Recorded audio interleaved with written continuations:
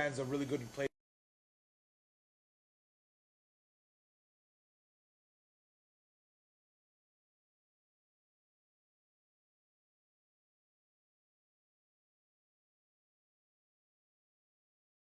That's that guy. Yeah. And I don't know if you know who.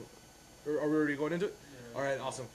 Those are those guys when they started their podcast, or when he started doing his, he told me he was using GarageBand. You can't put it on the TV? Yeah, but it goes away. So it's already live? Yeah. All right, guys. We are, here we are again. Theoretically Speaking podcast with Nick Quintanilla. I know it's been a long time, but oh well. I do what I can. Been really busy. I want to be more consistent, man, but the adversities and tribulations of life just get to me. But anyways, so thanks for joining us, guys. Nick Quintanilla has a lot of knowledge, a lot of experience. He's done coaching, he's done jiu-jitsu, he's done all types of things and more things that I probably can't even mention. He's, a father. So, man, I'm excited to have this podcast with you, bro. Thanks for having me, man. It's been a long time coming. We've been talking about doing this for about 2 months now. Yeah. And every excuse in the book has come up with why we couldn't do this. And today we almost didn't do this. I know. But here we are. We made it. Yep. We made it. Yeah. So what were you saying, bro? So I was talking about just doing this, right? Getting up. How many people have something to talk about? How many people like things, right? That's everybody, right? How many podcasts are out in the world, right? Let's say millions. Let's just say the number of millions, right? And it's something where you've inspired me to because, I've met you through jiu-jitsu. That's one of the things we do. And, I've seen, some of the things and you've inspired me in other things. But then I saw you do this on Facebook Live. I'm like, Trey has a podcast? What is this? And I was super interested in seeing it because I've been a part of other podcasts. I've been listening to Joe Rogan for years. I've been listening to other podcasts too for years. I'm thinking, I've always thought personally, why am I not doing this? Why don't I have this? Why don't I have the camera? That stuff. And honestly, to be honest, that's been the reasons why I didn't start doing it. And everyone's like, start off small. Just use a microphone off a headphone or whatever. And I've always seen, I guess maybe I thought it's too, my how do you say, my bar is too high to just do that. To just have audio and no picture or no video. Because and I know Joe Rogan is the mecca. He's the guy on top. He's the very top of the pyramid when it comes to podcasting, right? He's got a guy named Jamie that literally looks up stuff while they're talking to make sure he's politically correct, or not even politically correct. Trash that, but to make sure that the facts are fact and he's not wrong about saying certain things that he knows. So you see all that and thinking, okay, what is a guy like me who doesn't know much about audio or video or anything like that? What do I have to do? And I have talked to some friends. I was talking about my buddy Noe Cuellar right now, who's the host and the creator of the Strangle Hour. Shout out to Noe Cuellar. He's another guy who's been offering to help me with that, and I've been lazy about it actually, and honestly a little scared to go through with it because when you do this, you have to. It's all content based, right? You have to have somebody who's interesting. You have to have somebody who's gonna be like, oh, I'm gonna listen to that. Can this person keep me here for 30 minutes, an hour? Joe Rogan, 3 hours. I've listened to over the span of days, I've listened to a 3 to 4 hour podcast. Yeah. Because the guy was that interesting, and I just I'm doing little things. Let me put a headphone on. Me too, Let me bro. keep doing it. Bro, I listened to Jordan Peterson's whole Psychology of the Bible series, bro. That's 25 hours. Oh, I bet. It's 12 videos that are each 2 to 3 hours long. Yeah. So it was wow, just a crazy amount of hours. But anyways. Yeah, no, and honestly, Jordan Peterson's another beautiful person and a mind who can just talk, and when he talks, you listen. So you know Jordan Peterson? I know some of him, and I've seen some of his stuff on TikTok, and when he was on Rogan, I know that, and I've heard some of his philosophies. One of the best things I ever, whatever, and it's all over the place is about being a man,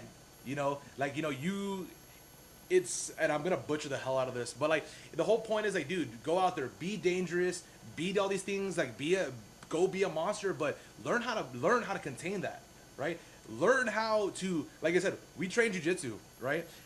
We're training a martial art. We grapple a lot. It's sometimes we go 100% where it's we're literally in a fight without punching each other, right? We're trying to submit each other. I'm trying to kill you with my body, and then we get to restart and do it again, right?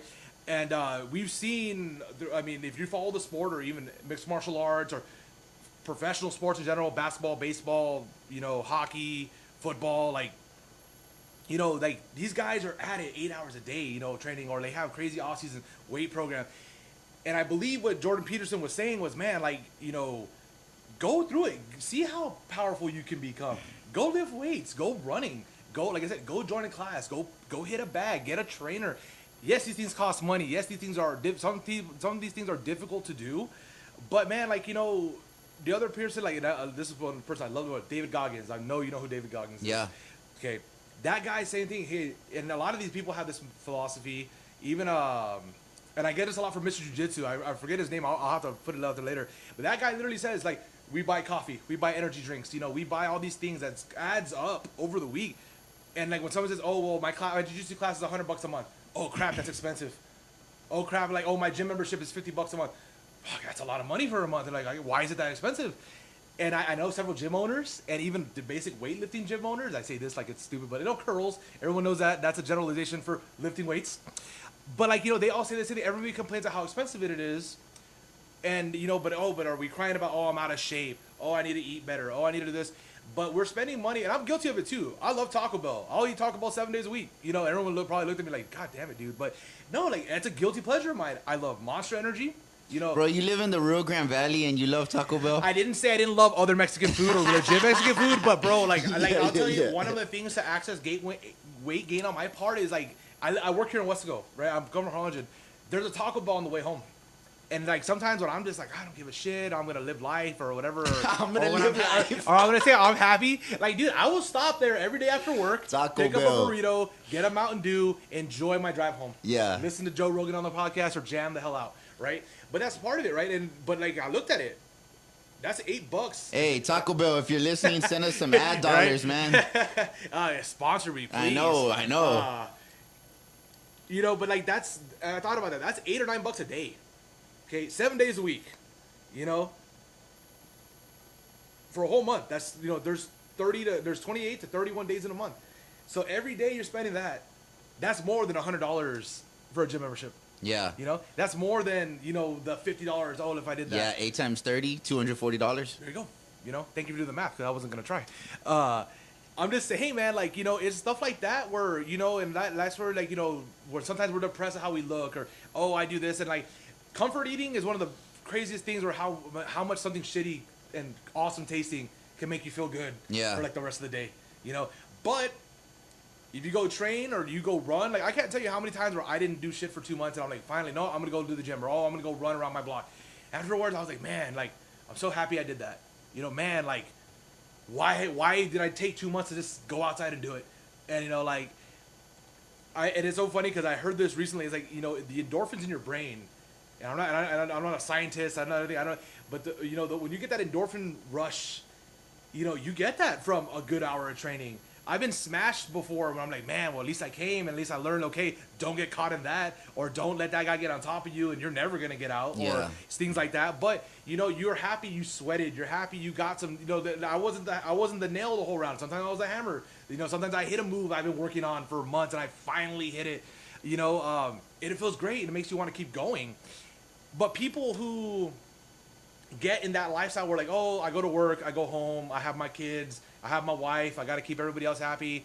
You know, you fall into that thing where like you get out of shape, you fall out of love, you do all these things because it comes so, routine that you're just like, okay, like what do we, like, you know, what more is there to life, right? That's why, like, you know, when my kids were born, like I want to say maybe when I was like 21, 22, dude, I was over 300 pounds. You know, I want to even attest that, you know, there was a lot of other things that came out of it, but like when the mother of my children and I were together, I mean, overall it was the shittiest relationship I've ever been in. But I think the fact that I was grossly overweight, you know, didn't do anything about it, really added to all that. You know, like if your partner doesn't want you or doesn't even like looking at you, that's just going to add on to the rest of the bullshit you already deal with. Yeah. And then it's going to be like, well, if I don't even like looking at the guy, why am I going to stay here? Right? We weren't married. You know, yeah, now he's annoying too. Yeah, you know. I hate you. You know? So, you know, and like it just part of it. So, but like, you know, and I'm happy you told me a little while ago before we started recording that, you know, your wife, you want to start rolling with your wife. And, you know, your kids all do jiu-jitsu. And that's awesome, man, because I know a lot of people say, oh, couples that do it together, stay together. That's an old saying, but I do believe that'll make you closer because I have other friends who have gotten their wife, and I have other friends who have tried it. It didn't work out. But when you share something like that with somebody, I remember I had a relationship years ago with a girl who was just starting out, but she wrestled in high school. And I was like, man, this is the best girlfriend ever. Like, we talk about jiu-jitsu, we train together. Like, I showed her moves. She's happy about it. I was like, man, what more could you want in life? At the time, I was still a blue belt at the time. So I even told her, I don't know a lot, but I'll teach you what I know. And then she was a 120-pound girl. I was like 250 pounds. The games are a little different, but everyone's always told me you have a small man's game. So I was able to help her a little bit here and there while she was training.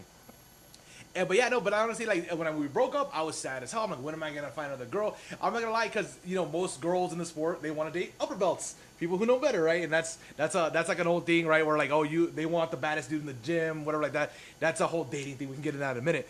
But that's what I'm saying. Like, when you share something like that with somebody, especially like your partner, the person you see every day, the person that you hang out with, the person that you had kids with, that's your person, right? So when you share something like this, a sport, even like that's how CrossFit, weightlifting, running, it makes y'all closer because your goals become the same. Oh, like I want to compete. Oh, I want to go do this. And then when you have that supporting drive there, or even, one of my favorite things the most, and I'm sure you'll do this soon if you haven't already, babe, can I try something on you real quick? I just want to try it. Like, just don't. It's not gonna hurt. Don't worry. Come here. And no, whatever. And then you try it, and they hate you for a minute because it did hurt or it did choke. And you gotta remember, guys, if you ever practicing anything, remember to teach them, especially in jiu-jitsu, let them know what tapping means, because that's a big deal. They're like, okay, when you're choking them and you're thinking you're waiting for them to tap, after a while, like you see they're starting to not move as much. Like, oh shit, why did you tap? What's tapping? Okay, that's lesson 1. Okay, gotta teach them that. That's all. Teach everybody. This is what I mean to give up. So anyway, but no, like that's a thing too. Or what do they say? Hey, I want to try this move on you. Right? Okay, like all out of the blue, like. Okay, yeah, let's see what you do. Please don't break my arm. Yeah. But it gets to be a thing where like you have that training partner at home, like where it helps, and then then when you do other stuff, you're like. What I've learned about jiu-jitsu, the biggest thing is that like it makes other things around you not seem as hard. You're going and fighting legit other human beings, all different shapes and sizes, strengths, flexibility types, everything. Then you go home and you're like, man, life really isn't that bad. Somebody just literally bent my body and hurt me over here. I feel like that was my hardest part of my day, but I love that part of my day. Yeah. So when you get home and I gotta cut my grass. Oh, I gotta clean the garage. Oh, I gotta do all these things. Well, at least the garage doesn't fight you back. Yeah. It makes things a little bit easier. They still suck, right? But you kind of get through life. Life doesn't seem as hard when you're constantly training your body and when you're pushing yourself. And you can even take that with weightlifting, right? Oh, like I got stronger today. Oh, like that weight, but did it like it's called bench pressing. Everybody loves bench pressing, right? Man, I finally benched 300 pounds, and you went all the way down with that rep, and you struggled, and you fought all the way to lock it out here. Boom, you get up, and you think about it. Man, I just lifted 300 pounds with just my arms, my chest, and it makes you think, man. Well, when you go home, like me, I hate cutting my grass. I'm not the lawn dad, and then people like shame me for it. I'm like, whatever. I enjoy finer things in life. Thank you, but. I just say but man, like like when I do that stuff or when I do things I'm like, oh well, this isn't a fight. Like this is just tedious. Yeah. This is something that I just don't want to do. But you know what? Hey, that was hard and I love it. So it kind of like balances out a little bit more where like things don't suck as much anymore because the things you like to do are they make you feel terrible at times but it gives you the best highs at times too. Yeah. Bring it into competition too, right? Like, I've got my ass kicked plenty of times. I got offered a super fight recently, and I was sad about it because there was a last second thing. The guy weighs 230 pounds. The guy's a beast. I've rolled with him before, and he has whooped my ass before. And I was thinking, like, man, like I've gotten better since then. I'm sure he has too. He's a bit younger, but I was like, man, but he wanted to do the fight at 230 pounds. I'm like, I'm 260 right now. I weighed myself this morning. Like, let me see what it is. I'm not cutting 30 pounds in a week and a half. Not happening. I'm not even good at it. I'm terrible. Maybe if I had 2 months, I could probably really train.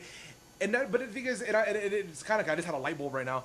It really gets you going. Like when you have a goal, when you have something set, like, hey, I gotta do this. Other people are watching, or like maybe not people you care about, but people are gonna see. Hey, did he make weight? Okay, did he make weight? Did he at least compete? Did he suck? Whatever. You're driven. Right, you have goals. Like I'm 32. You said you were 34, right? Mm-hmm. Before I started jiu-jitsu, I was 26. I was still pretty overweight at that time. I lost a little weight because I started training Gold's Gym, whatever like that, doing some weights, all that. But I didn't really ever have a goal.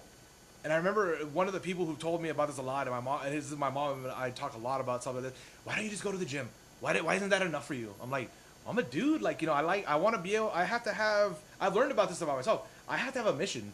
I have to have. Bro, I'm super like that. I have to have something because I'm bored. I don't want to do it. Like, if life's gonna suck for me to get there, like, what is my game day? What is my payday for all this effort? And then you've heard. I love what Jordan Peterson says about that. That you gotta set conditions for failure, and you're like, Exactly. well, I don't want to set conditions for failure because I don't want to know when I fail because it sucks. And he's like, yeah, well, then you'll just fail all the time and you won't know it. And that's where we lead to competition.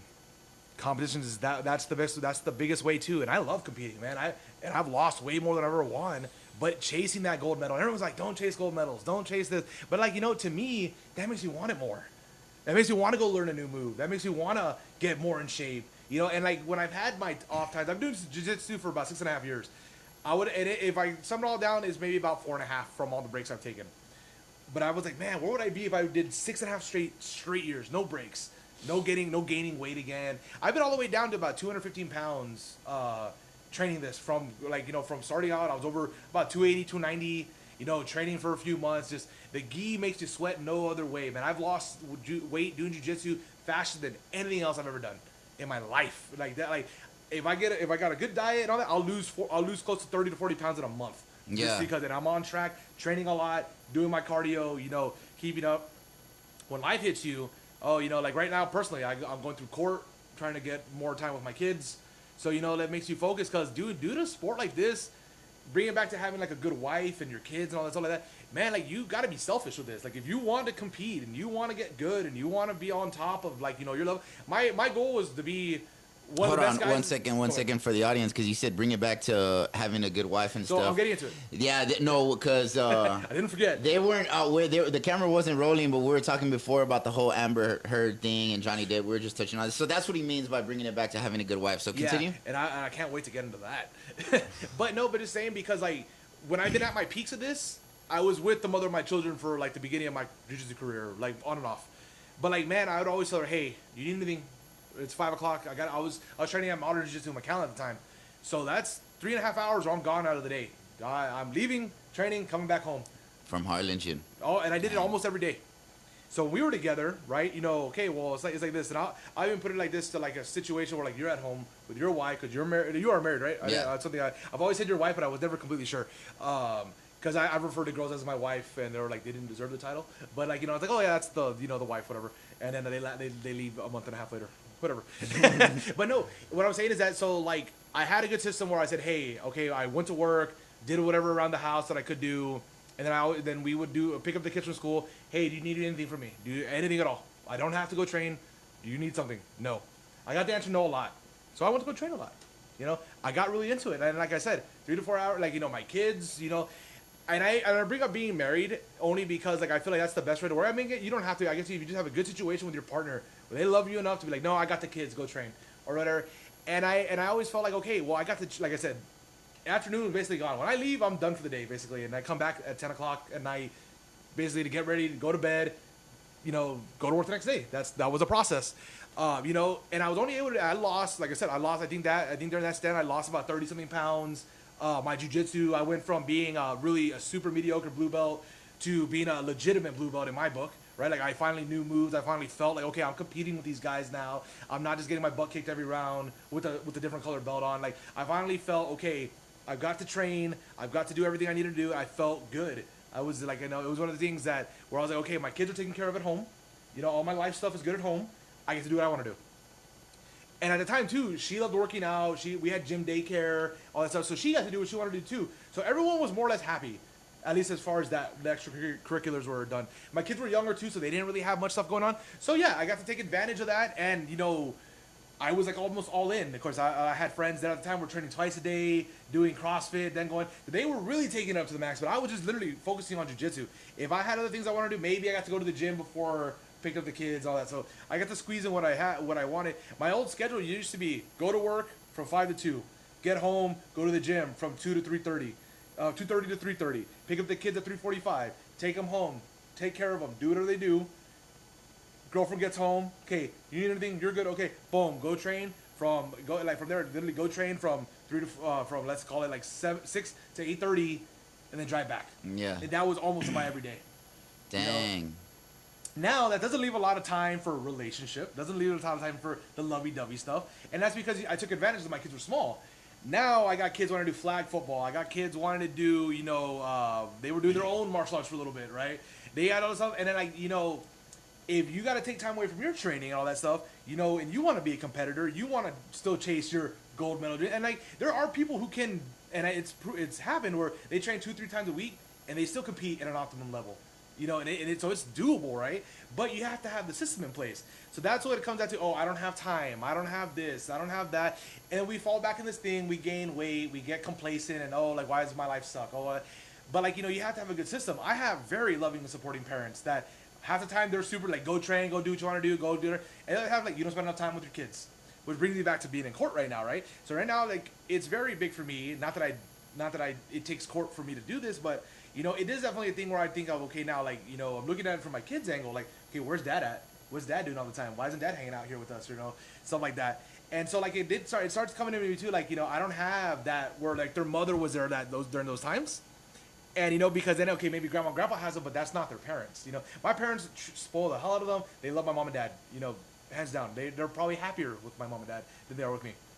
But, they do. There's also times where they're like, Dad, can we just go to your house? Can we just hang out at the house? Can we go to Cece's Pizza? Can we just go to the movies? And those little things where, yeah, you can make the better choice in your head, but that those times you're like, why am I going to, I'm already here. Why not, I'm going to have 12 pieces of pizza. Yeah. Some pasta, the shitty brownies that they have there that aren't even good, but you eat them anyway because they're brownies. So that's what I'm saying, from a family man perspective too, wanting these goals and dreams, this is a young single man, single woman's game. Being an athlete is a young person's game.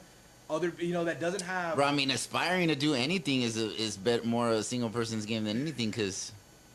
For sure, they have time. Yeah. They have the time. I know right now, there's and I just talked to her. We just talked about her a little while ago. But one of my biggest inspirations is our teammate Jasmine. Yeah. Because the fact is, she's got her job. She's doing the damn thing. She's getting out there doing her things, and she has nothing holding her down but herself. And what is she doing? She's training. She's doing weights. She's getting her shit done. And I'm like, man, that's awesome. Happy to her, right? I'm great that she's focused. She wants things and she's getting them. And what's awesome about her is her life decisions didn't give her kids. She's made good decisions where she's in the place she wants to be, right? At least to my knowledge, as far as going to jiu-jitsu, whatever. Yeah. And I see that about a lot of people. There's other athletes here that don't have kids, and like I said, there are athletes who do have kids that have the supporting system that can train 4 to 5 times a day, can go to the gym, do all these things. I did it. I know it's possible. So, to me, man, all this stuff just round it all about, when you have a good partner, a good system, it'll all work. It works for a while. Then, things do change. That's life, right? Things change, and it's what you get to do through those adversities that kind of think, okay, how do I define myself? When I'm in my 60s, 70s, thinking man, what did I do in my life? I think that's why I keep training. I wanted to be the best guy in Texas. I wanted, I set a goal, okay, I want to be able to go compete in, Austin, Houston, Dallas, and I want to be winning at my levels. I don't want to, or at least competing. I want that guy to be fuck, I remember that guy. Oh, he sees me. Oh, that guy gave me the hardest match I've ever rolled against. I beat him by a point. I beat him by an advantage. Yeah. I didn't really I beat him through the system, but he didn't whoop my ass. Yeah. And then I've had those dudes who have just came in, fucking submitted me in a minute. And I'm like, holy crap, I have a lot of work to do. Yeah. Kind of things. So, I just feel I was in a relationship recently where I was thinking, man, it could work out, that way where, she was a little more homebody. And I would have loved to see how that played out, but after a while, she started wanting to do CrossFit and she started wanting to do things, and it's one of those things where you give and take a lot, man. That's why I'm saying it's awesome because imagine, and I'm sure it'll happen eventually. Your gym is going to your jiu-jitsu gym. Right. Kids get to do their class. You and wifey get to do your class. You get to go home. Everyone's tired and pissed because now we got to go home, eat dinner, wash dishes, and do the rest of life. But hey, we did all that together. Yeah. We're enjoying that stuff together. We're learning things together. I think that's a whole new thing that a lot of people don't do. I mean, I think it's safe to say that anytime people struggle, there's a mutual struggle where they struggle together. Oh, yeah. It has a binding effect where it brings you closer. I mean, I think there's probably few exceptions to that rule, if ever. Oh, without for a doubt. sure. And it's one of those things too, where man, when you get lucky and you get a partner that's amazing, right? And they're better with you. They I could do my life goals with that guy, that. That's awesome, man. It's one of those things where it's so getting back to the Amber Heard Johnny Depp thing, right? And I don't know too much about the case. I just know this chick is beyond insane. Like, you know, the things that she's done, the stuff that's come out, you know, the things that she's said, like, oh, whatever, like, I know this is common in a lot of places too, where like, oh, you have a girl, whatever, boom, I'm gonna hurt myself and I'm gonna say you did it and all that stuff. And that's kind of what the trial was about, really. That she claimed that he beat her and did stuff, and like little things are coming out saying like, oh, like that's not true. Oh, well, you said this about the story. This doesn't add up to that. You know, little things. So it makes you appreciate getting a good chick, you know, that like that you know is there and she's genuine and you know all these things that they'll support you.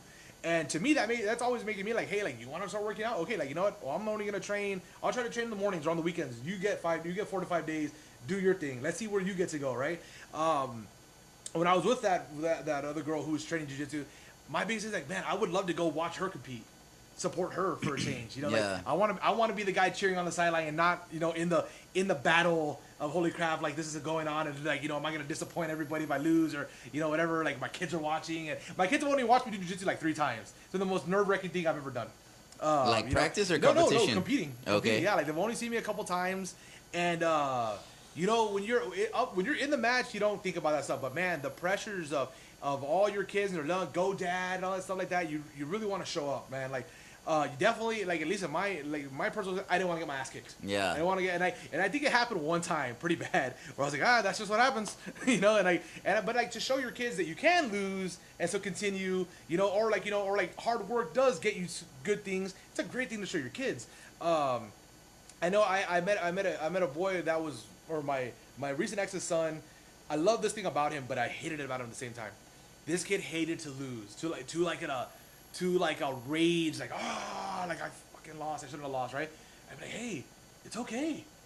I love the fact that you want to win. I love the fact you have the drive to win. Yeah. That's the kids are born with that. I don't think you can teach a kid, hey, like I want you to want this.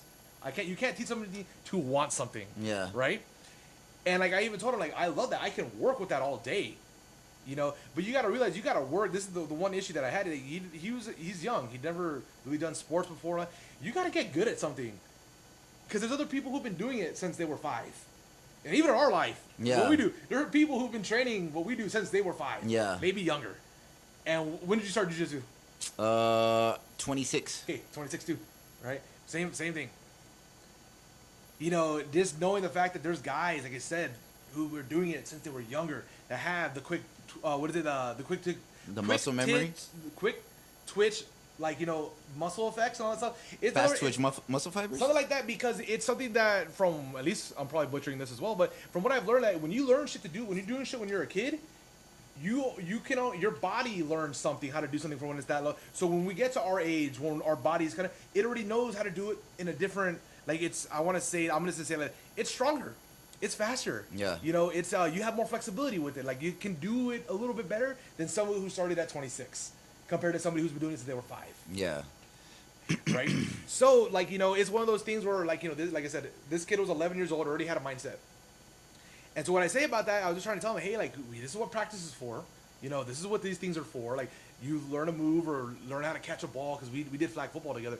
You know, you learn how to do certain things, and the kid was just automatically upset. I'm not good at this. I'm not good at this. I'm like, shit, a lot of people aren't good at things that eventually they're amazing at. You know? Yeah, are there lucky SOBs that are just natural at things? And so what do you mean? You're 5 years old and you're not Mozart yet? Yeah, what the heck? Right? I'm just saying, like, you know, yeah, there's some lucky people out there that just things come naturally to them. You know, and that's part of life. That is just it. Life isn't fair. You know, people got to work, and some people don't. You know, or like, you know, people got to work a lot more. I'll even put that out there. Right now, like I was talking about, BJ Penn was on Rogan's podcast yesterday or 8 days ago. That guy, he got his black belt in 3 years. Yeah. A lot of people are like, oh, he's how an did that work? anomaly. Like, have you seen BJ Penn fight? Have you seen BJ Penn jiu-jitsu? That's why he got a black belt in 3 years. The dude is phenomenal. Like, it just came to him. He was natural at it.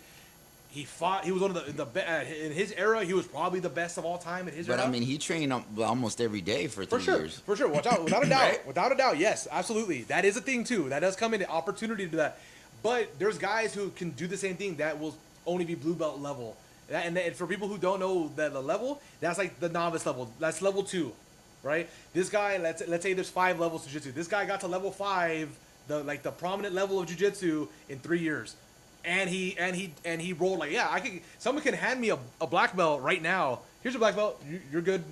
I'm not gonna roll like a black belt. Yeah. I'm gonna roll like the guy I've been training. Like, Yeah. you know, that guy, like I said, competed at the best level, won world championships. You know, won MMA world championships.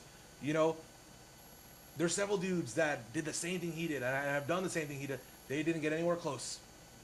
You know, life isn't fair. It's really what I try to teach. It's hard for people who haven't done jiu-jitsu to understand the difficulty of jiu-jitsu because especially like, you know, like in Taekwondo, it's not uncommon for you to get a black belt like in 1 or 2 years, you know? No, karate too. It's crazy. Karate too, but man. In karate, but if you think about it, like if you just think about it mathematically, it's a kicking and punching martial art. So, I mean, there's only so many variations of punches and kicks, right? Because there's really 4 limbs.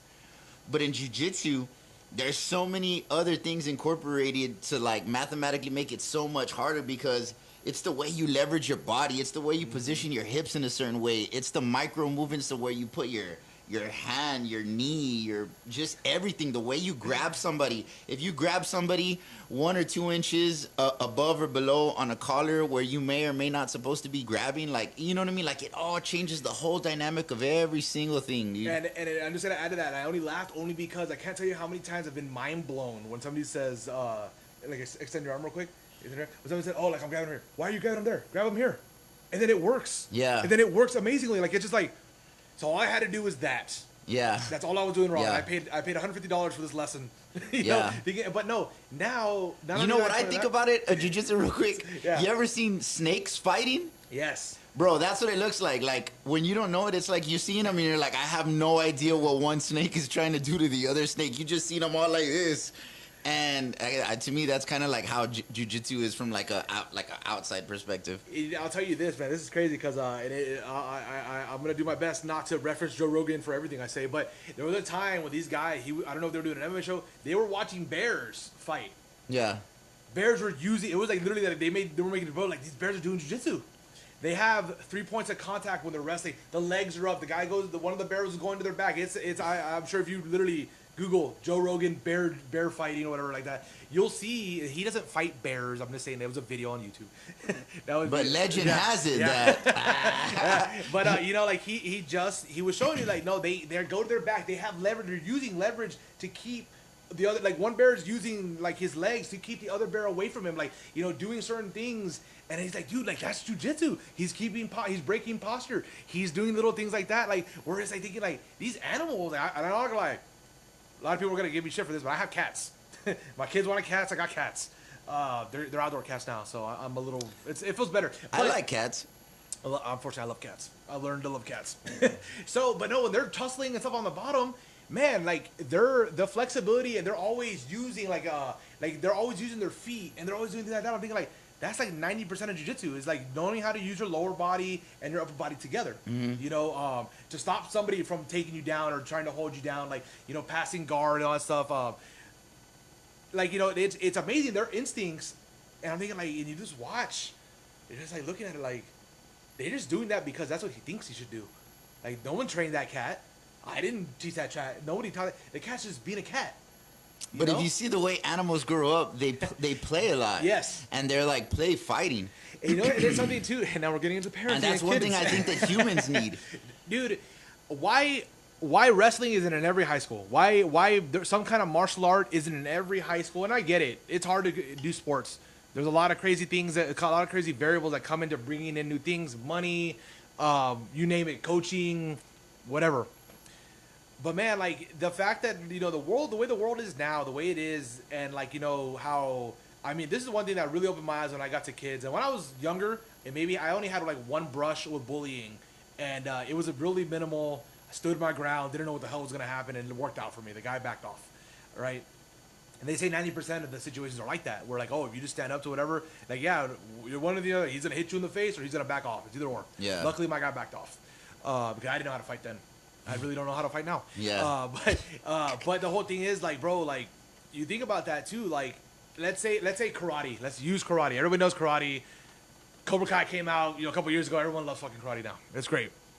The jiu-jitsu jokes in that fucking show are hilarious, by the way.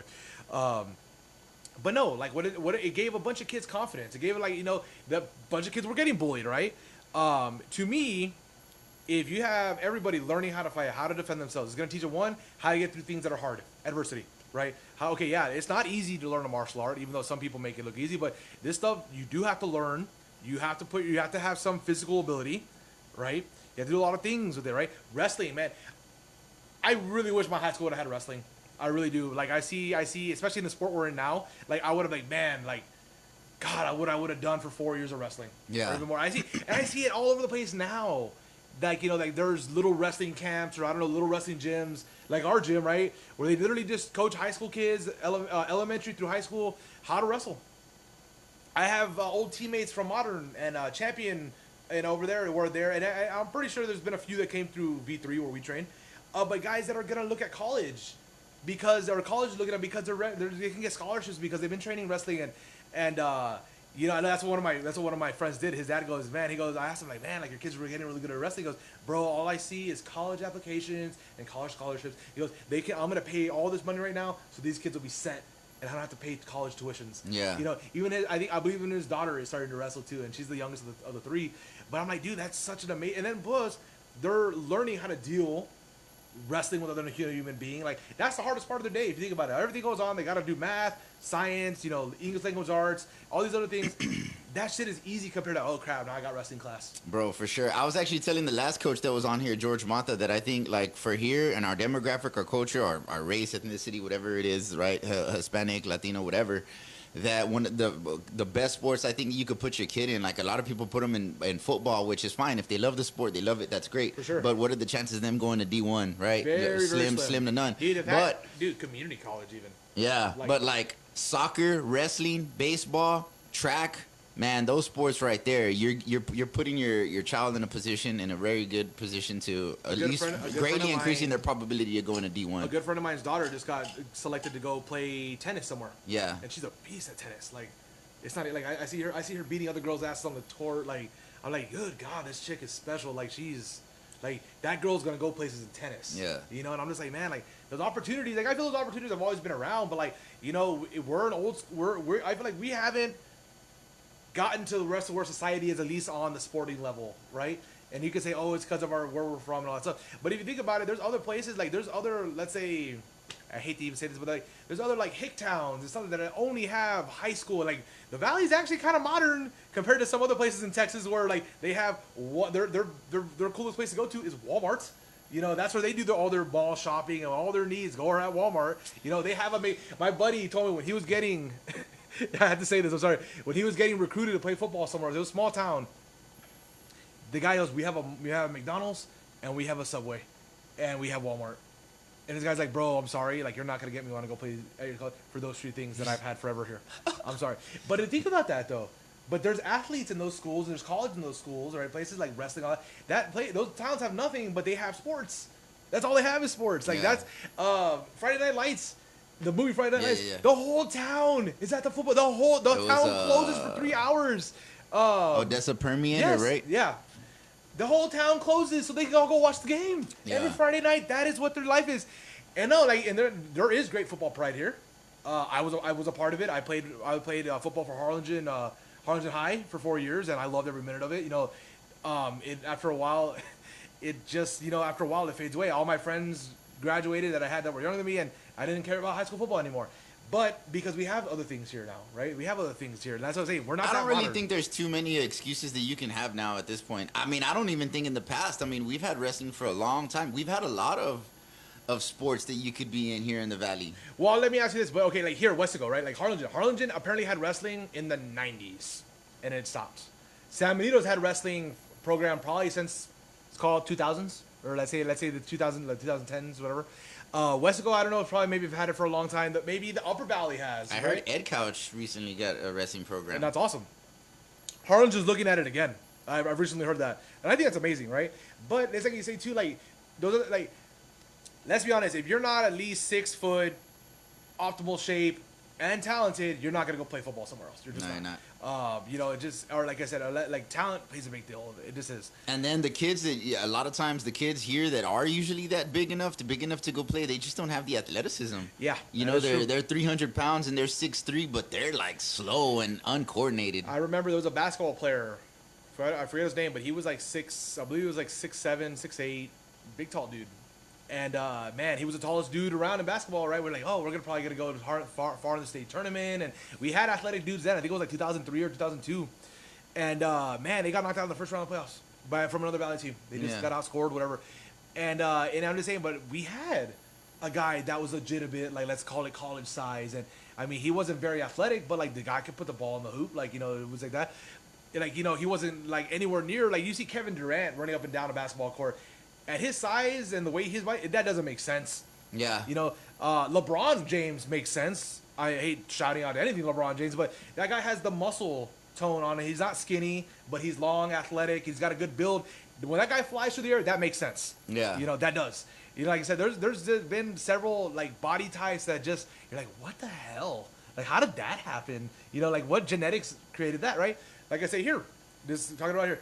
Average height for a guy is what, 5'6", 5'8"? You know, unfortunately with Mexican food, probably about 230 pounds, so a little bit heavier, not athletic or whatever. Yeah. Going forward, but like, you know, other places, yeah, they have different foods, but like imagine if everybody had like a martial art, you know, had something to do, like they'd be a bit better shape, right? Just going on. Then you'd have motivation to do stuff after instead of just going to the gym, lifting weights. Because to me, that got boring. I liked lifting weights, yeah, it was fun, but what was my goal? Where was my Friday night? Where was my championship game? When I got out of high school, I lifted religiously for another year and a half, like till I was 19, right before I met the mother of my children, had kids, and then here I am now. But like I was in great shape. I didn't build a lot of muscle, whatever. But like I was there. Like, my mom would call me, "Where are you?" I'm at the gym. You've been there for 3 hours. Come fucking home. Like that serious. To the point where now I'm like, now I go, I'm like, So what, Mom? I tell her now, I'm like, hey, remember those times you used to complain I was at the gym too much, and now you say I don't go enough? I'm like, funny how that worked out, huh? So yeah. do you think most people don't have those goals? Most people haven't established those systems for success, set up conditions for success? I believe they don't have a want. Yeah, well, okay. Yes, everybody wants to be rich and famous. Everybody wants to do this, hit play, have 100,000 to 1 million viewers every time you're on. Everybody wants that, but what are we doing to get it? Where's the class? Where's the thing? Like, you know, that's what I would say.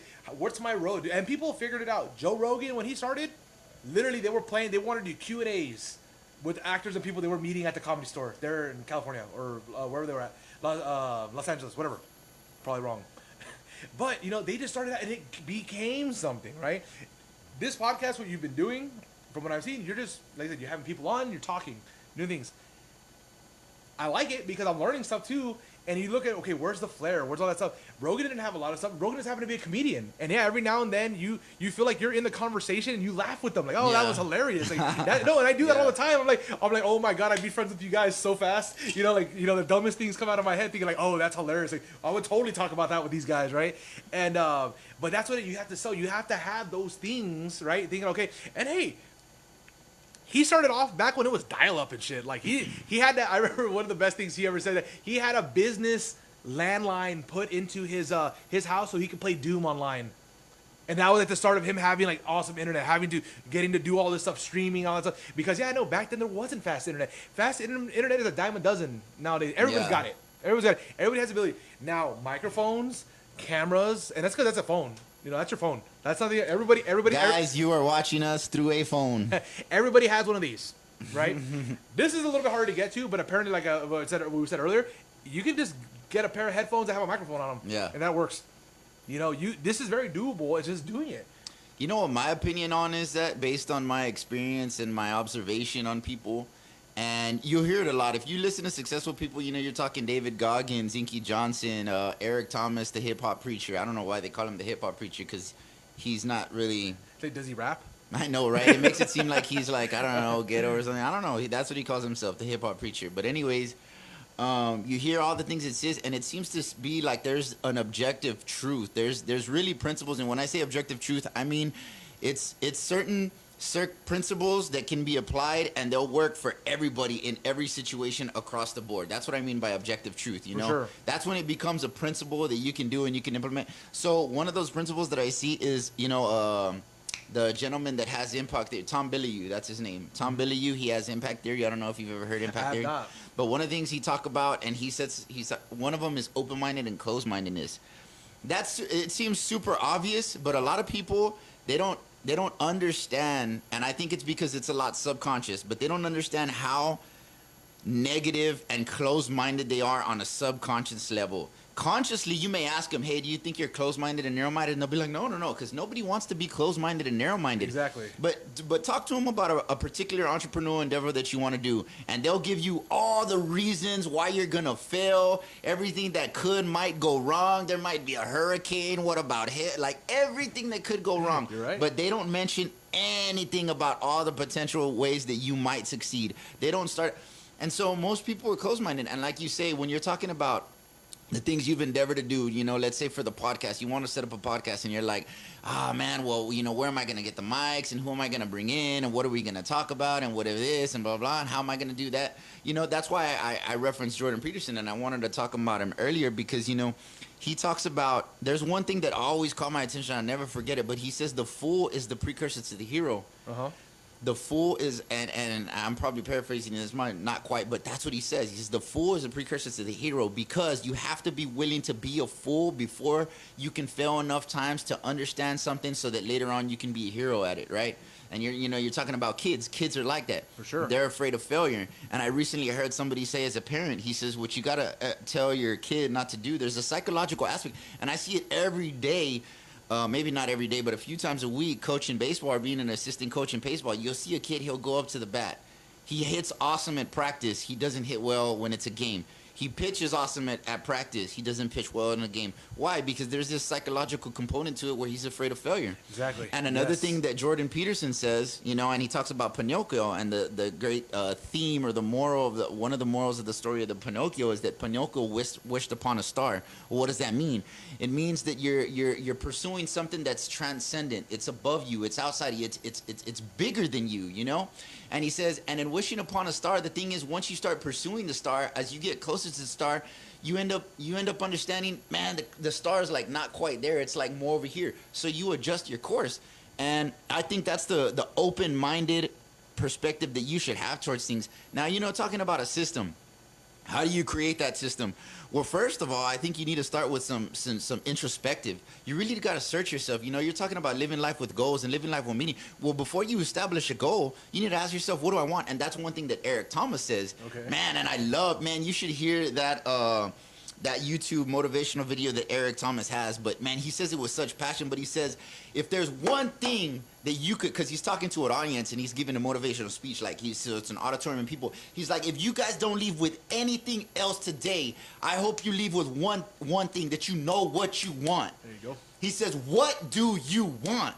And then once you find out what you want, live the rest of your natural life waking up and going after it. Yes, and sir. he says, winners win and losers lose. He says, I don't know how else better to state it than that, but winners win. And he says, and if you develop a culture of losing, when you keep letting losing happen to you, when you keep letting people do you and treat you any type of way, it's going to become a culture, right? And, bro, I'm so moved by that because that's the thing that you got to start with.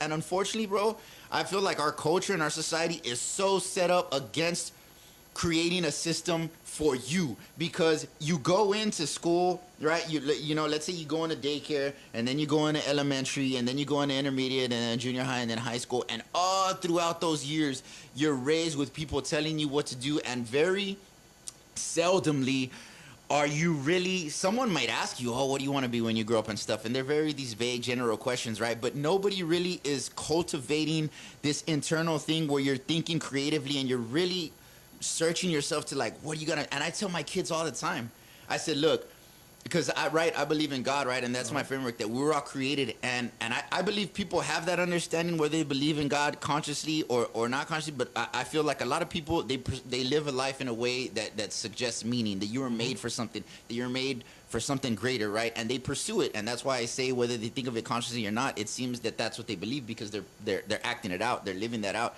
they're living a life with a purpose and a pursuit of something, as if they're created for a purpose, not just randomly, right? So I tell my kids, right, again, right, because of that understanding or that belief system, I say, hey, look, God created you, and He created you for something. I believe He created you to change the world. How that's gonna happen, I don't know. I don't know if you're gonna be a mechanic and you're gonna invent a new car. I don't know, you're gonna be a doctor. I don't know what it's gonna be. I said my job as a dad is to help raise you and give you as many tools as I can possibly give you to understand that. But I'm trying to just constantly put that in your brain that you're made for a purpose, so they could constantly be like questioning themselves, like, man, what do I want to do? What do I want to do? What makes me passionate?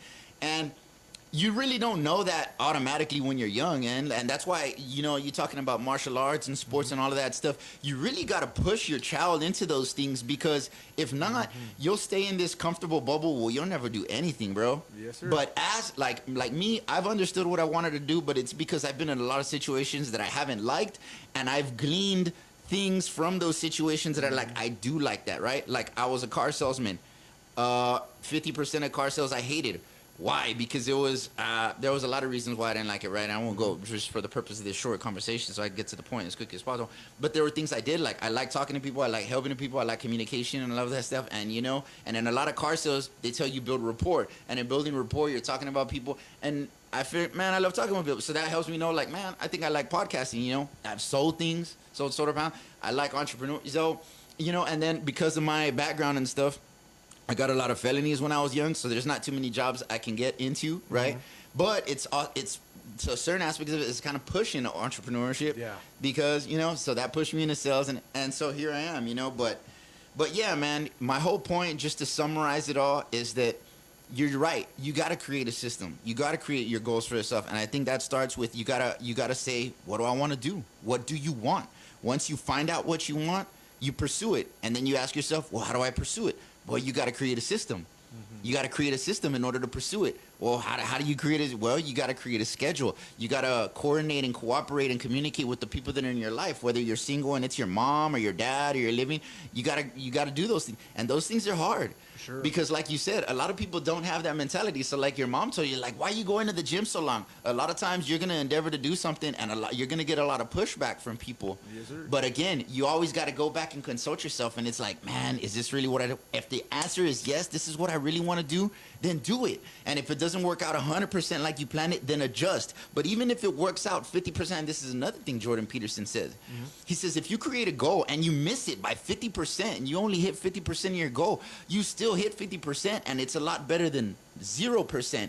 And if you hit 50% consistently over time, you'll be blown away by where you'll be at 2 or 3 years from now at hitting 50% of your goal consistently over time, as opposed to 0, never doing anything. Yeah. And I tell people that because a lot of people are like, oh man, I want to be like David Gong. I want to wake up at 4 a.m. and I want to run 10 miles and I want to lose 100 pounds. I'm gonna tell you right now, nobody likes waking up at 4 a.m. I do it for a living, so nobody likes doing that. But yeah, like their goal is just overly ambitious. And I was actually talking with Jonathan about this yesterday. It's like, hey, okay, you want to wake up at 4 a.m., but start at 8. You know, if let's say you wake up at 9, man, I roll out of bed at 9. Man, okay, shoot for 8, shoot for 8:30. Yeah. Instead of running 10 miles, do 10 push-ups, do 10 squats. Maybe do that a couple of times a day. And over time, bro, the exponentiality of, you know, and it'll change your whole framework of understanding, I think. And that's where you start to build momentum. And that's where you really start to manifest and enter into what I would say is the destiny and the purpose for your life, bro. For sure. Because, so. And I love all that. Honestly, you put it beautifully. As I see a lot of people, and just rehash a lot of things that you just kind of go on for, like, I'm going to bring up my mom and dad, who I'm very extremely blessed to have in my life for everything they've done. But their mentality on the whole thing is that they are go get your job, you know, and this is kind of like life, right? Everyone wants you to go get a college degree, go to work, retire. That's life. You know, grandkids, all that fun stuff, right? But the thing is, like, nobody says, hey, when I was a kid, now I'm going to briefly say, when I was a kid, my mom always told me, why are you playing video games all day? There's never going to amount to nothing. There are pro gamers right now making over $100,000 a year. Yeah. Right? That is the thing, right? There's also different circumstances. Everybody, they're good, whatever. Right? But the thing is, like, somebody decided, I'm going to play this and get good at it. Like I said, they put in the work. They put in the time. They put in a lot of things. A lot of things I know that people fail is because it didn't happen overnight. You know, martial arts, weightlifting, oh, I ran a mile today, I'm not any skinnier. Like, oh, like, I don't see it. But if you do that, like you said, if you do that every day for a little bit, do a little more. Like you said, the 50% thing, everything like that. It's beautiful because not a lot of people have that mindset. Everyone's like, oh, if it doesn't happen tomorrow, like, why am I going to do it? Yeah. You know? And same thing, when you want to reach for a star, like, you got to start small. Like, one of the things I've really taken from you all this time is, like, like you said, the entrepreneurship. I'm not really versed in what the actual term being an entrepreneur is, what it is you're doing. But what I do, like you said, Lo, what you think is, like, go get your real estate license, whatever. Like, like you told me, it's a good gamble. Either make a ton of money or you wasted $500 getting your real estate license, and that's it. The risk to reward ratio. Yeah, no, and that's the thing, because, like, a lot of people, and, like, there's people who don't have the ability to even take a risk, because, like, oh, if I risk this, I lose everything, my house, whatever. I have to move back in with my parents, or my girl's gonna leave me. What am I saying? What example am I setting for my kids? Like, all these things are true, but the thing is, don't you want to teach your kids to reach for the stars, bro? Let me touch on something on that. He literally touched me to touch on something. yeah, bro, because that's actually a great example of the point that I was just making right now, right? As far as adjusting your course. And bro, I haven't been perfect at it, right? I'm talking about these things, but everything is easier said than done, obviously. But when I was trying to get my real estate course, I applied for it the first time. The Texas Real Estate Commission, they sent me an email back and they said, we're denying you based on your background record. I had went to the courthouse. I got all my background, and it's pages and pages of stuff. And I submitted it in a background application along with the fitness determination form, where I'm putting all the stuff and what happened and all that stuff. I submitted that. I got denied. This was back like in 2016. And what they said in the email, they said, if you can provide a couple of referrals, people that are in the industry and stuff that can basically back up, your reputation and stuff, we'll reconsider it, and we're going to hold your file for the next year. If you don't resubmit, then you're going to have to do bro. I gave up. I gave up. And this is what I tell people. I said, look, if you want something, don't stop until, like, I say the universe says no, right? Like, don't stop until the universe says no. And as far as that metaphor goes, did the universe tell me no? No, they didn't tell me no. They said, do this, and you can get it. Bro, how easy. And I actually reached out to a couple of people, and I was like, hey, can you do a referral form for me? And they were like, yeah, write it up, I'll sign it, and then submit it. But I didn't want to write it up. I wanted them to write it up. I wanted them. And I gave up, bro. Yeah. Now, 6 years transpired from there, and the average real estate agent makes like 80 grand a year. So I could have been making 80 grand a year along with whatever side stuff I'm doing, right? I could have been making at least 80 grand a year, and I've actually been averaging like 40 grand a year, just to be completely honest and transparent about it. Honestly, I've been averaging like 40. I could have been making 80 over the last 6 years, bro, but I gave up then. And now this time I took another shot at it. The same thing happened where they said, you got to submit. And I did everything. I said, man, I'm submitting everything. Like, I'm not stopping until I get that email from the Texas Real Estate Commission that says, we hate you. We don't like you. You're the worst potential realtor that could ever come to the face of this earth. Don't ever contact us ever again. Or we're going to call the cops on you. Like, until I got that email, I was like, in my heart, like, I'm not going to stop. And I didn't, bro. And I just got an email from them the other day, and they said, man, your application has been approved. I'm done with my courses, bro. I'm going to be taking my Texas exam to be a realtor on Tuesday. Nice. No, I'm not going to take it. I'm going to register to take the exam, and then I'll be taking it shortly after that. You know what I'm saying? Man. But that's a perfect example of how, bro, I was still young in my framework of understanding, and I was open-minded to an extent, but I was closed-minded to an extent. And if something was a little bit too hard, or I saw it as a little bit too uncomfortable, I'd stop and I'd give up. And like I said, who knows where I could have been. This is 6 years of my life that has transpired. And the quality of living for me and my kids, who knows what it could have been had I been making $80,000 a year instead of 40. And that's what a lot of people end up doing when they're finally in their 40s and their 50s. They don't have a lot of savings. They don't have a great retirement. Like, what could I have done? What risk could I have taken? And that's where right now, and I'll be honest, like, I love my mom and dad. I'm going to keep saying that every time I'm on anything. I love hers, but they just tell me, why are you going to risk something and lose a good thing you already have? I'm making also about 40 a year, right? Am I living comfortably enough? Yeah. If I'm doing some things, I got some good friends that put me in decent places where I live very comfortably, and I'm able to do some things that I like to do after that, right? Am I happy with it? Absolutely not. Do I think I'm worth way more? Absolutely. Do I think I should be out there doing stuff? And to me, it's always been like, okay, I'm lazy. I am lazy. That is what it is. I am 100% lazy. Because, no, I've had other people always say, like, man, like, you only unload trucks for a living? I'm doing it for 13 years. I've been with HEB about 14 now. And, like, and I'm just here, and I get good money from HEB. I get good money that other people don't, like, that have degrees don't even start off. Of course, I put in a lot of time with it. I got a cap on my income now because I've been there for so long. So, like, okay, for this certain position, this is all you make. Yeah. I'm like, okay, shit. And it's good. It's good money, man. Like, it is good money. I can't deny that. But for the lifestyle I want to live, I have kids. I'm a single dad.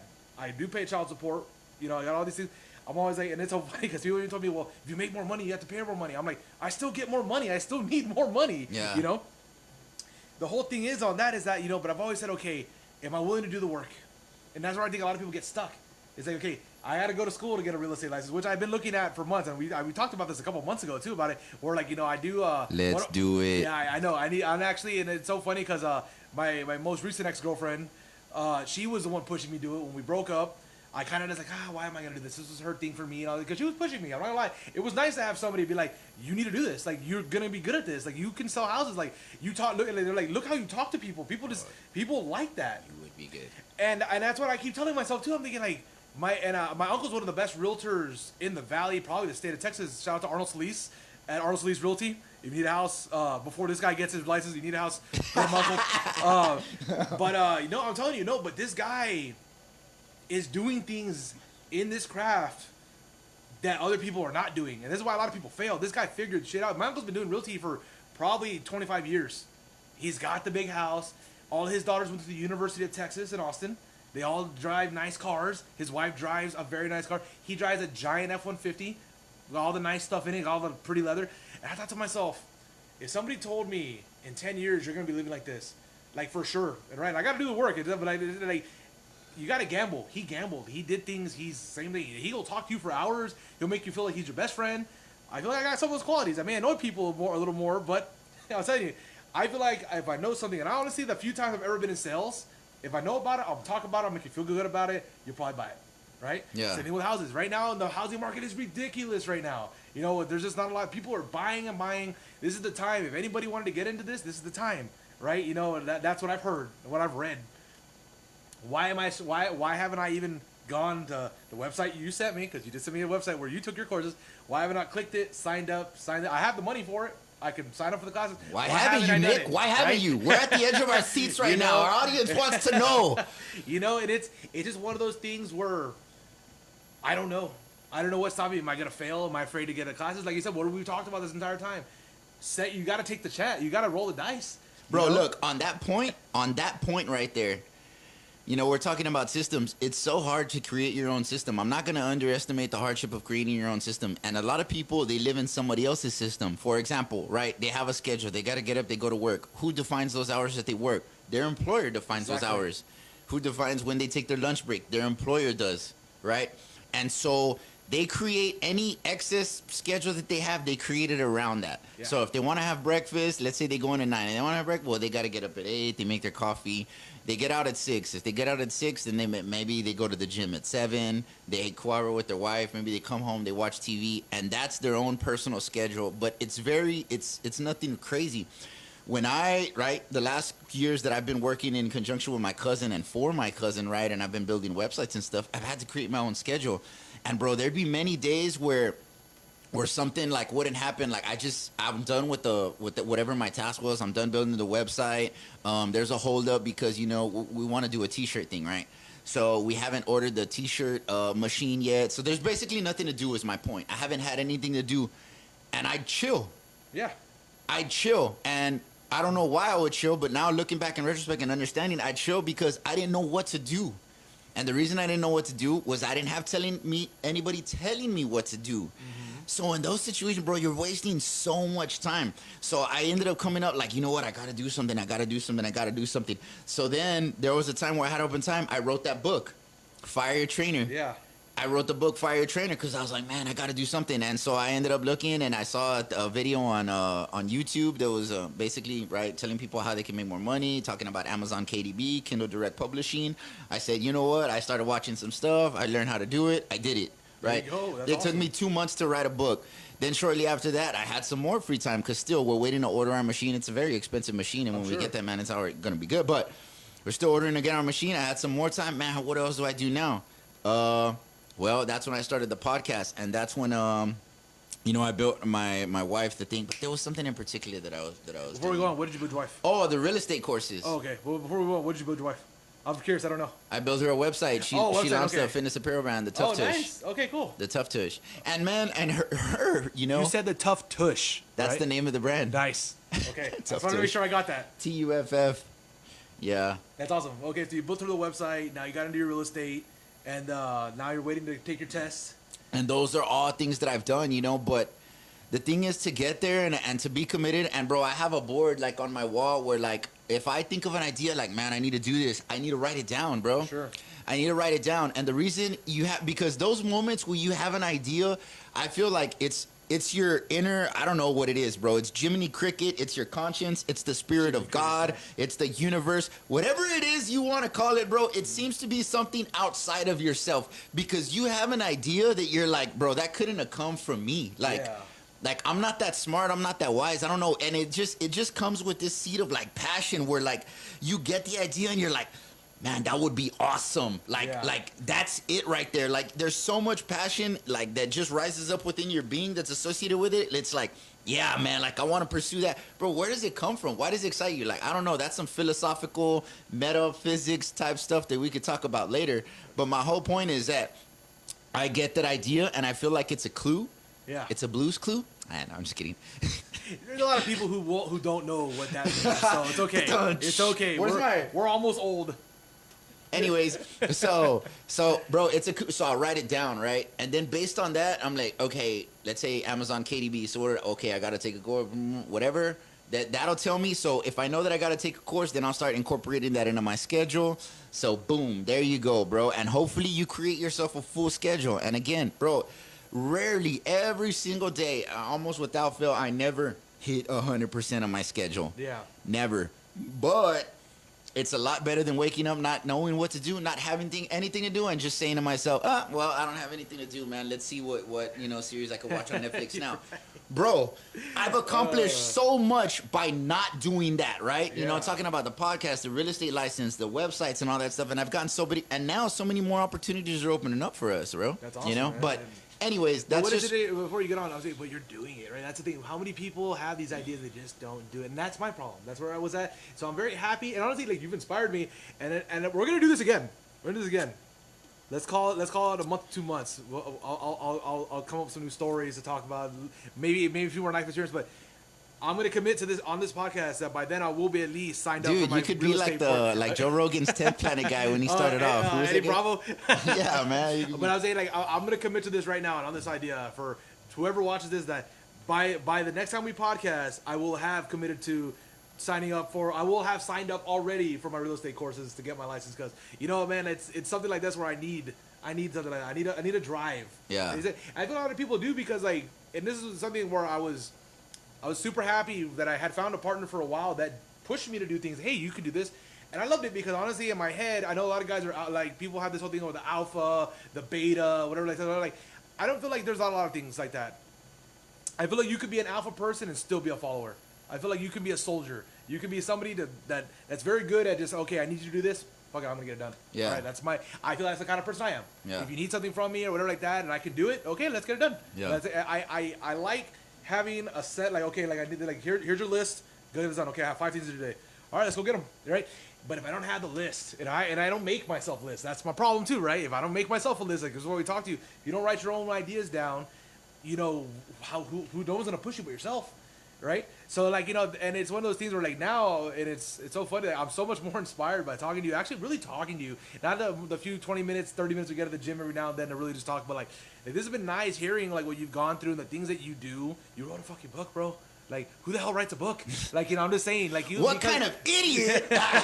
I'm just saying, like, like, you building websites, those are skills. You have all these skills that not a lot of people have, and for somebody, I was inspired by Napoleon Dynamite. Right, there you go. Right, non-truck skills, computer hacking skills. But like I would say, you're going to, and I had another friend who recently sent me something that was a job where it was like a 6 or 7 week course, and like once you do the course, it pays like $18 an hour just for like data entry or something small. Like it's completely small. I think you even told me about jobs like that too, where like that you also had something lined up for like somebody was already asking. That was my backup plan. The real estate courses was the data analyst for Google. Yeah, and see, like I'm saying, but like look, and that's money making jobs, man. Like those jobs put a lot of money in your pocket, And it's funny because before I had never any ideas about any of this stuff. Before that other friend who sent me that, I'm like, oh wow, $18 an hour just to do that, and all I gotta do is that. Like I was thinking, like, crap, man, that's crazy. Like there's people doing this. There's already people just doing this, and here I am busting my butt, breaking, like unloading trucks for a living, Where, like I said, I have to have my own schedule. But of course, like I said, when it comes to the other thing, people are like, oh, I'm going to give you an example. My uncle goes to the gym every morning. You know, he plays golf every other morning. You know, does his job. At night, he's always home watches his shows or like that. But he's a real estate agent. Gets everything done. He goes out there. He's got a full day. He's always he's got an office or like that. He's already in his office. Office for show, right? This has that. But he's always moving. There's always a moving part somewhere. He's always going A to B, or B to C, and there's always a plan. Yeah. And like you said too, like I being a person, like I'm a player. I need a coach. I want a coach. I want somebody to say, go get that done. Like that. I'm good at that. But self-driving, like I said, what I brought up was my ex-girlfriend. She was like, you should do this. So I was like, okay, like we're gonna do this. Like I'm gonna do this, and she already had some background in real estate already. So like that's why she had experience. She's like, you would be great at this. Like there's not a lot. The only difference between you and your uncle is he did it 30 years ago, and he's amazing at it. He said that's the only difference, that he already did it and he's doing the damn thing now. Yeah. He goes, you're 32. He started out when he was 20, and he started at the bottom, right? He goes, he's been living a good life for a while now. Like you said, 5 years, 10 years, who knows where we'll be. But like you said, like somebody, a coworker of mine told me he's actually going to college. He's like, if you don't start now, in 5 years, you're saying, oh, it's going to take you 5 years. Well, in 5 years, if you don't do it, in 5 years, where are you going to be? Exactly where you are, right? Yeah. So like it's like a thing. It's just getting out and do it. And I hate to say I feel so cliche doing it, but like now I feel a little more inspired seeing what you've had to go through. And that's because, like I said, I got a clean record. I haven't done anything where I have no real obstacles in my way but myself to get this shit done. Yeah. And you know what, man? Like I said, I want a bigger house one day. I want a nice truck one day. Like all that stuff. And so now, like I've said, I feel a little bit better. Next time we talk, I'm gonna hope. I was gonna say hopefully I am gonna say, hey, I've taken some steps in life. Bro, it's the power of the subconscious, man. It really is. Like like as far as like ideas, there's one thing that Les Brown. You know who Les Brown is? I've heard the name. I'm not familiar. Bro, he said something that blew me away. He says everybody has a couple of ideas a day, right? And he says write down your ideas because your brain is like a muscle, and if you work it, you might have more ideas a day, right? Yeah. And he says, and if you have, let's say, 5 ideas a day over, right, you can have a ton of ideas. And he says any one of those ideas can make you a millionaire or a billionaire, right? Yeah. And I was like, man, bro, that's so true. So I mean, based on that, I encourage everybody to get a whiteboard or get something and literally write down their ideas somewhere where they could see them. Now, the other thing about ideas is that it's funny the way the brain works, bro, because when you open your mind, again, going back to open-mindedness, when you tell your brain or your body or your subconscious that you want to do something, it's like you automatically get like an internal assistant for you. Yeah. Because literally, let's say you say, man, I want to be a chef, bro, and then you're going at HEB and all of a sudden, like, the cookie magazine stands out to you and it says, oh, courses or whatever, become the best chef ever or whatever. And you're like, oh, whoa, what's this? Or you're like driving down. All of a sudden, everything that had to do with cooking and food and culinary arts and stuff will just start to catch your attention from everywhere. Whereas before, your brain has been totally closed off to that. Yeah. And it's crazy. You just say, man, I want to be a chef. But you mean it. All of a sudden, chef stuff just starts appearing everywhere. Yeah. You know what I mean? And, bro, that's the power of your subconscious, man. Like, it's great, man. It's great. Well, I feel like I hope that everybody will live in a way where in their mind they feel like they're convinced that, you know what, I was made to change the world. I'm going to figure out how I'm going to do that, and I'm going to pursue it with everything I got. And I'll tell you what, man, and it's one of those things, too, that goes back, like we already have kids. People are already looking at everything we do. The 3 closest, or the 4, let's call it the 4, because you have 4 in your family. I have 2 for my kids. They already look at everything you do in life. Oh, what is dad doing? If dad is just going home every day after work, he's miserable, drinks a beer, he's getting fatter, just wants to watch TV, doesn't want to do anything, doesn't want to go watch your games. Those people that are already following us are going to become that. That's what they think, oh, this is life. This is what I want to do. And I say your kids are very lucky because you've gone through so much adversity in your life, and they see the hard work you're putting into to try to make it, to show them, hey, no matter what's going on, like, I'm going to try. And that's a beautiful thing, man. It really is. And that's usually everyone's motivated. Oh, I want a better life. What does everybody usually say? I want a better life for my kids. I want to give them the life that I never had. It was like, well, what are you doing to do that, right? I'm getting goosebumps because it's one of those things. But no, it's a true thing. Like, you want to show your kids, you want to get something, you got to go get it. You got to show them by going and trying to go get it. You know what I'm saying? Like, it's I had an epiphany. I'm sorry.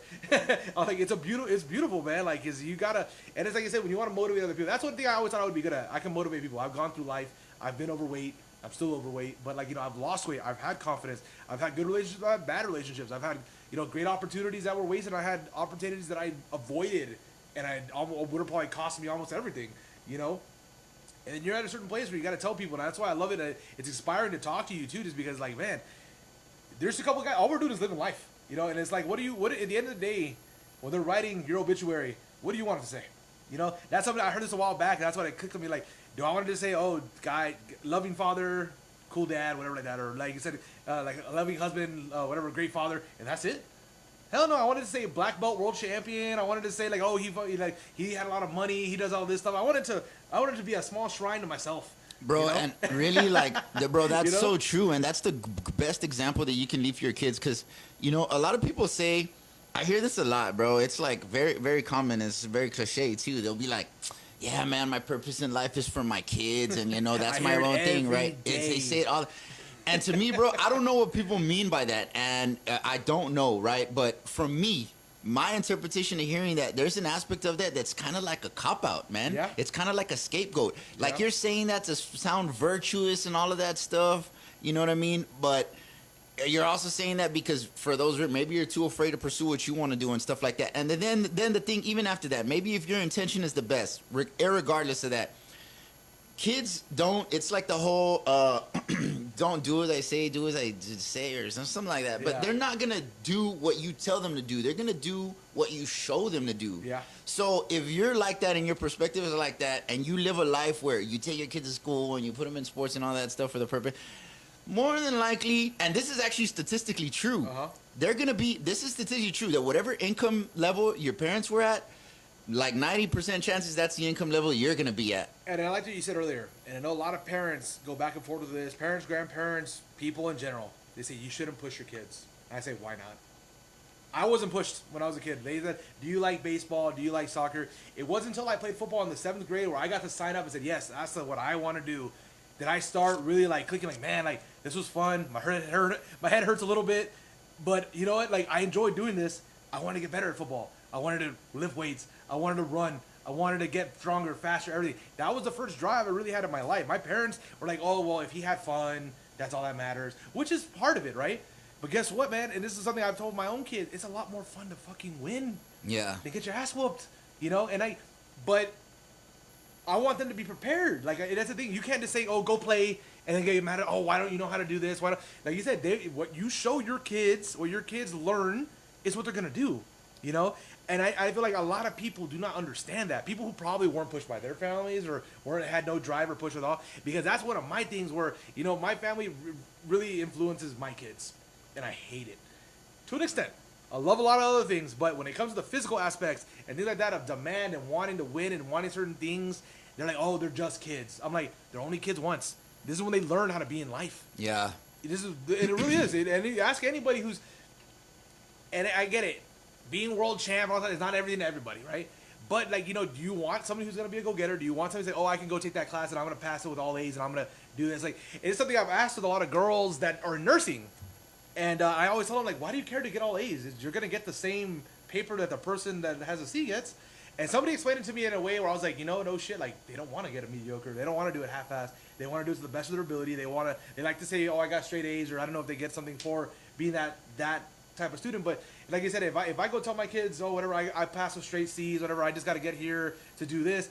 Well, of course, that's the expectation, right? So if they go play sports or, even going for jobs or even trying to, hey, do you want to go to TSCC in Harlingen or do you want to go to UT in Austin? Where do you want to do? How far do you want to get pushed? And of course, nobody will ever say don't push your kids academically, right? No, I've never heard somebody say that's bad, right?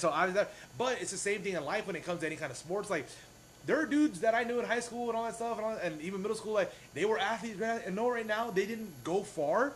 They look great. They're in good shape. They have great health. They look all these things, and they have good jobs and all that. And they're living I'll just say this. I feel like they're living a way better life than I did because they were pushed to go after certain things. And yeah, were they unhappy at times when they were kids? Absolutely.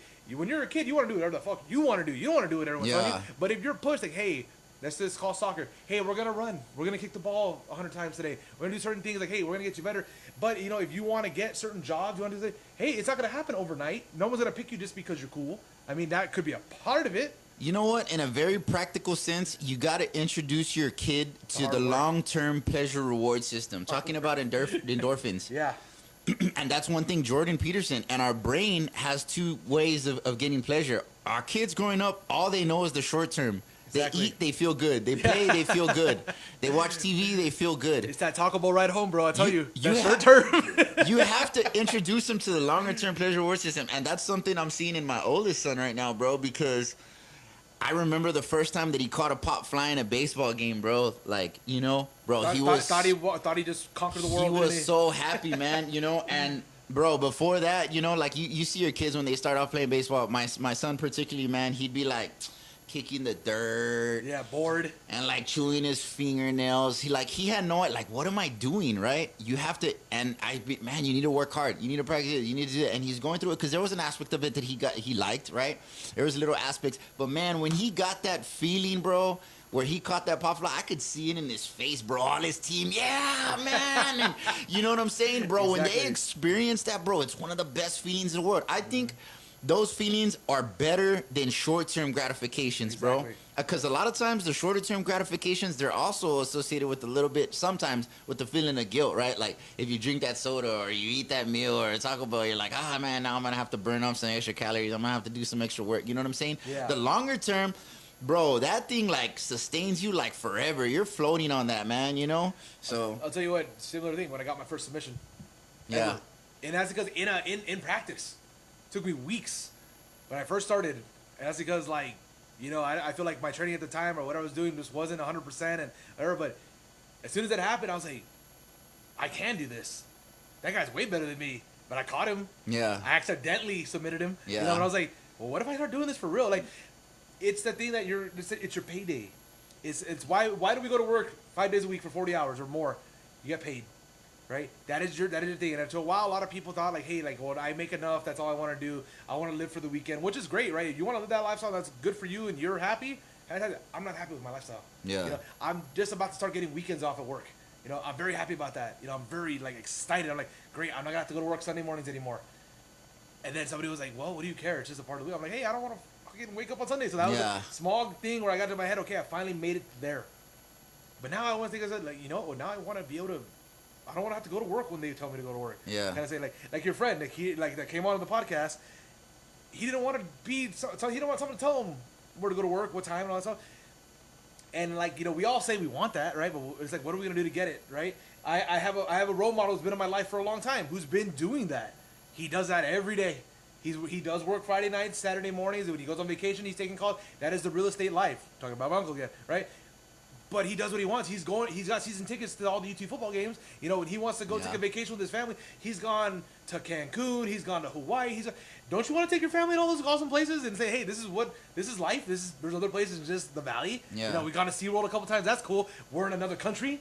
You know, I feel like that's the goals that I look at that guy. I'm like, man, I wish I had that. I feel like we all say that. I wish I had that. But instead of saying, oh, I wish I had that, like you said, why don't you go do it? Well, you told me that 5 times 30 minutes ago.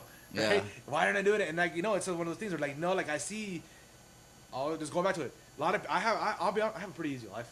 You know, I have a lot of things that just get handed to me. My parents help me out a lot. Very blessed with all that stuff. But in a way, I feel like it hurt me and it helped me. Because then I'm like, okay, well, life's already cool like this. Well, like, why do I need to push more?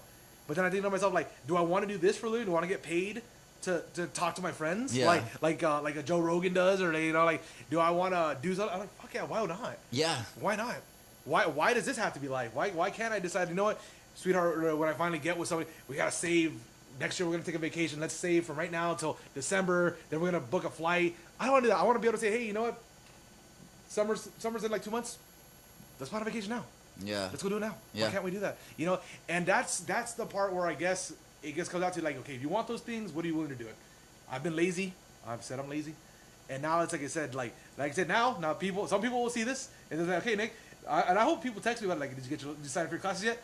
That's that extra motivation that I want, extra motivation that I need, because in the end, you're only gonna do what you're gonna do. Guys, look up Nick Quintanilla on Facebook and message him if he's taking his real estate courses Yeah, yet. please, because I needed that. And honestly, it's so fun how I walked into this conversation thinking this morning, like, hey, like, we're gonna have a conversation, we're gonna talk about some things, we're gonna do it. And but I never thought, right now, I'd be in the mindset, I'm thinking, like, man, like, Like Trey's going after shit. Like he's going after what he wants, and he hasn't had the easiest times. Like I would love to have seen where you'd be like if you would have had a life like mine. For all the drive you have, maybe you wouldn't. Maybe you'd be like just like me, right? But like, dude, like I see that you're a go-getter. Well, Before there's you go an irony to it. No, for sure, because yeah, it is right. Because I'm living a very great life that people are living nothing close to right now, and it's not that spectacular. And everyone's like, you should be blessed with what you have. You should be happy with what you have. I'm like, no, but I'm fucking not. Yeah. I'm not happy with what I have. My idols, the people I see, and people are like, don't be idolizing. I'm like, no, but like. I say Joe Rogan because Joe Rogan's not a world-class athlete. I mean, he looks like one, right? He's stacked and all that stuff. He's muscular. He trains all the time. But like, I like his life. You know, I like that I like that he can go to the UFCs. I like that he can go talk to people. I like that I like that he loves comedy. He went out and did his comedy thing. I mean, like, man, like, all the things we just talked about, that's what he did. He went after the shit he wanted to do. He worked hard, you know, and he got it done. And they come out, and it's so funny. It's funny because we wanted to. Even though people hated her for saying it, like Kim Kardashian kind of said it the best way, and it got thrown around because of how she got her success, how she got all her stuff going. But it's true, like people don't want to work. You know, we get to a certain part, and that's not you. I know you're working. You look at me like, bitch, I like to work. No, but like, you know, and some people do. There's an exception. There are people who have figured it out that if you want something, you gotta work to go get it.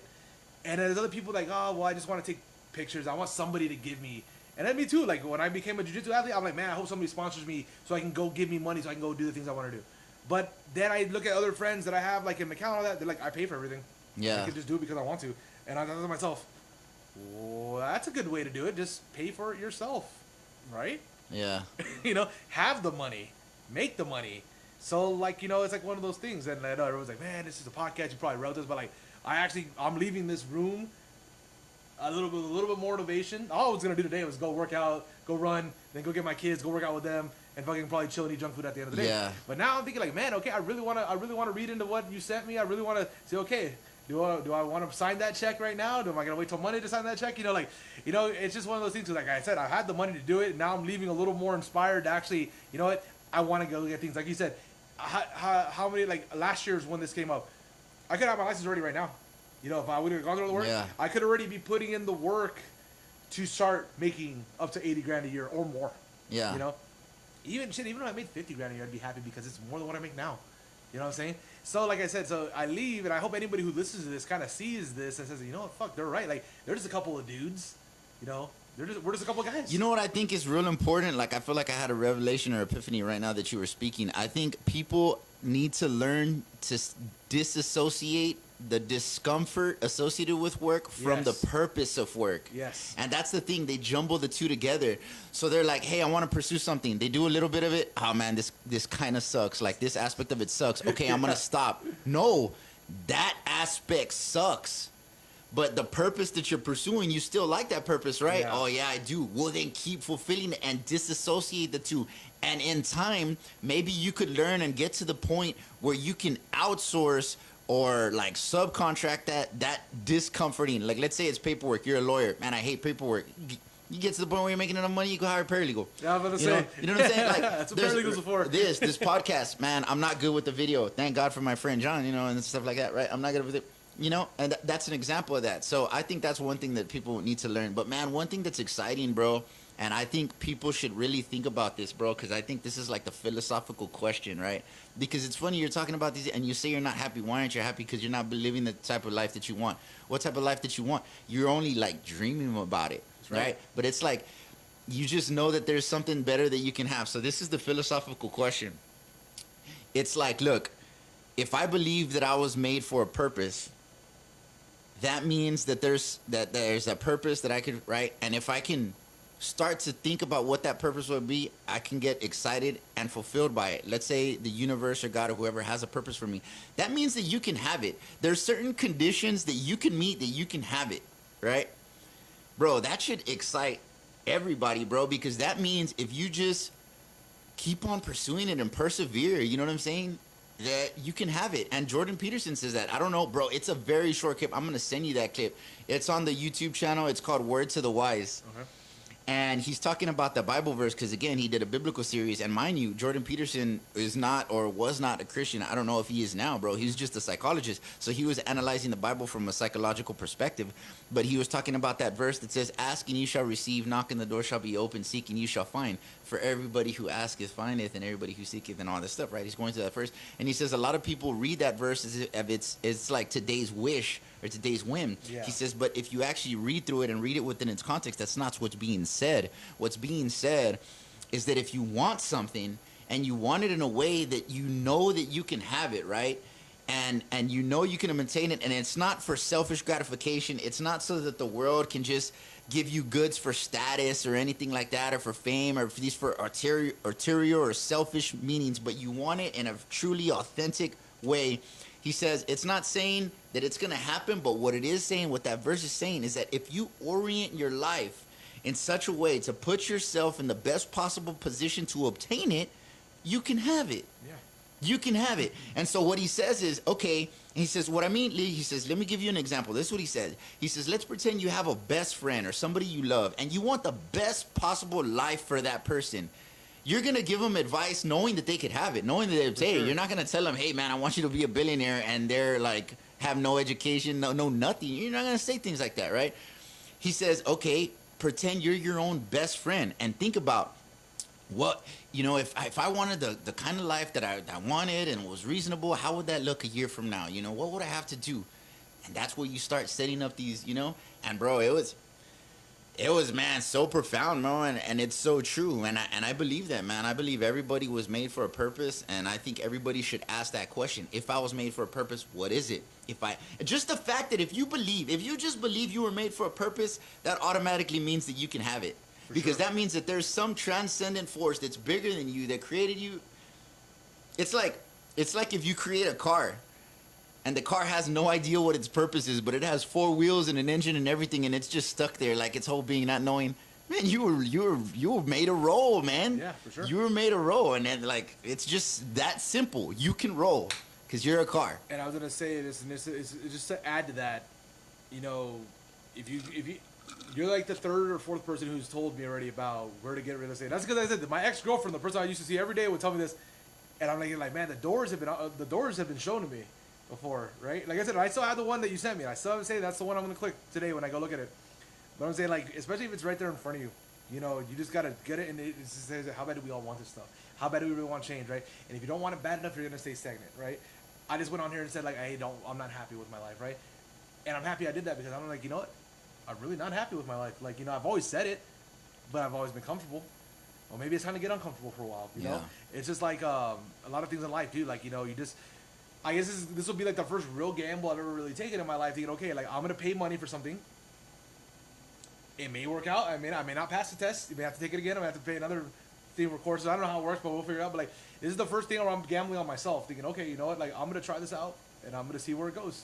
And that's what it is. Like I said, it's gonna cost me some money. Hopefully it ends up being something like $80,000 a year. You know, from that. But imagine if everyone knew if I paid $500, took 3 months or 4 months of courses, and I could make $80,000 a year. Everybody would be making $80,000 a year right now. Everybody would be, right? Right. So and then look at the time frame. If that was the promise, right? Like, oh, $500 here. You spend some time here. This is where the end game is, right? You know, bro, that's look what at the risk to reward. Exactly. How many college degrees can you graduate with that say, okay, mathematically, statistically, or whatever, you're gonna be making $80,000 a year? Not a lot. Not a lot. I'm making more money right now than some people with degrees. Okay. I'm not saying a lot, but some people that went out and got their piece of paper, I make more money right now. All I do is unload trucks. Let's say RN or a bachelor in administration or whatever. How much I think time they and make money more do you money have than to me. put in to make that $80,000 a year? You got to put in four years of school, and you got to put yourself in a $50,000 of college debt. Yeah. Or whatever, right? Yeah. Real estate course, you got to spend $500, and it'll take you about 2 months, Yeah. and you can make $80,000 a year. Yeah. Bro, like, And honestly, that's why after this podcast is over, man, I'm still gonna talk to you about stuff like that too, because I like your ideas. I like that you've actually gone out and it's so funny because you're like a tool for me because you've already done a lot of the work, and luckily I feel like you like me enough to where if I ask you, you'll tell me some answers, you know? Because no, like you say, like not a lot of people have, and I'm gonna say resources, but friends even that have the knowledge that would be like, there's people out there that have friends, but be like, fuck it, I'm gonna get over here. I'm just gonna make sure that these guys never succeed over me, right? hey, that's a thing. That is definitely a The thing. crab Like, mentality. yeah. And like you said, and like then you meet people like, hey, like, you're figuring stuff out. Hey, like you said, this podcast, you could even, like, I just thought of a whole new show where you can tell people, hey, this was my life. This is what I've done. It could be like maybe like a 5-part series. And this off of your experiences alone of what you're doing, that's a whole nother show. Something you can get into and talk about. I feel like not enough people put enough value on life experiences, life and things that they're like, hey, that guy did it. Like I said, we're a couple of regular dudes. That's all we are. There's nothing genetically special about us. We are just, you're a 34-year-old man, I'm a 32-year-old man, and that is it. It's what you do with the abilities you've given, all the knowledge you have, that really makes a difference. And like I said, I feel like you would do well with that. I'm gonna bug you about it too. I'm like, just get on and record, hit record. That's all you do, and start talking about. Because honestly, what you told me right now, I didn't know any of that about you.